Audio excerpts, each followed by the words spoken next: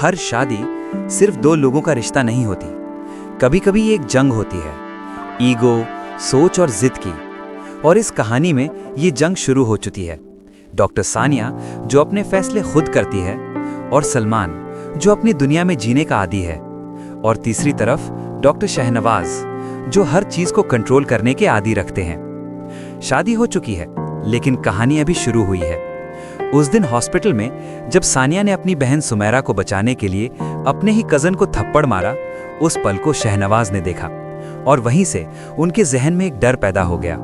ये लड़की कभी झुकने वाली नहीं। लेकिन अब देर हो चुकी थी। कार्ड्स बंट चुके थे और शादी हो गई, सादगी से, बिना शोर शराबे के। लेकिन अंदर ही अंदर तूफान उठ रहा था। रुखसती के बाद सिर्फ 2 घंटे गुजरते हैं और सलमान पहली बार बोल उठता है, अभी से तुम डैड की जबान बोलने लगी हो। यहीं से सानिया और सलमान के दरमियान पहला क्लैश शुरू होता है। एक तरफ सानिया का स्ट्रांग होना और दूसरी तरफ सलमान का अपना ईगो।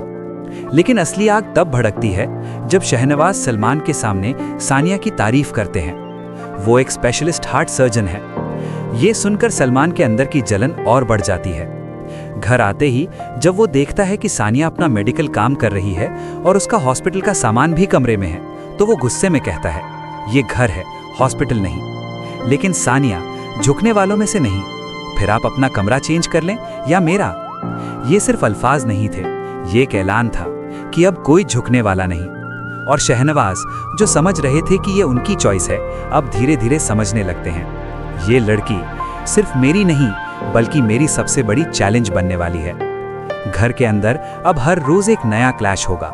एक तरफ कंट्रोल करने वाला बाप और दूसरी तरफ जवाब देने वाली बहू, और बीच में सलमान जो खुद भी उलझा हुआ है। लेकिन कहानी यहीं खत्म नहीं होती। दूर हॉस्पिटल में फुप्पो फौजिया अपनी जिंदगी की जंग लड़ रही हैं। कीमो, दर्द और तन्हाई। और दूसरी तरफ सलमान की माँ जो खुद भी कैंसर के लास्ट स्टेज पर हैं। 2 जिंदगियां जो धीरे धीरे खत्म हो रही हैं। और ये सब इस घर की कहानी को और भी गहरा बनाने वाला है। अब सवाल ये है, क्या सानिया शहनवाज के सामने खड़ी रह पाएगी? क्या सलमान अपनी बीवी और बाप के दरमियान फंसकर टूट जाएगा? या फिर ये घर एक जंग का मैदान बन जाएगा? कहानी अब सिर्फ रिश्तों की नहीं बल्कि हिसाब बराबर करने की बन चुकी है। और असली तूफान अभी आना बाकी है।